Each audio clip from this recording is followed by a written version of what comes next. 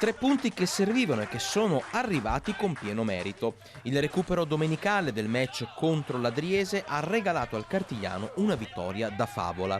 Sì, perché oltre alla prestazione di assoluto livello sono arrivate 2 prodezze. Il gol in rovesciata di Daniele Marchesan, che vale un posto nella Hall of Fame della Serie D, e la rete di Paolo Camparmò, diventato papà poche ore prima del match. Un'emozione nell'emozione, come ci racconta lui stesso. È stata una settimana molto importante per me, soprattutto dal bambino, un cambiamento familiare importante. Non l'ho ancora visto perché oggi tornavano a casa, infatti adesso non vedo l'ora di tornare a casa e dopo questa vittoria, insomma, ancora meglio. Chiaramente è inutile chiederti a chi dedichi il tuo gol e questa vittoria. Ovviamente a mio figlio e a mia moglie, che è stata bravissima in questi ultimi mesi.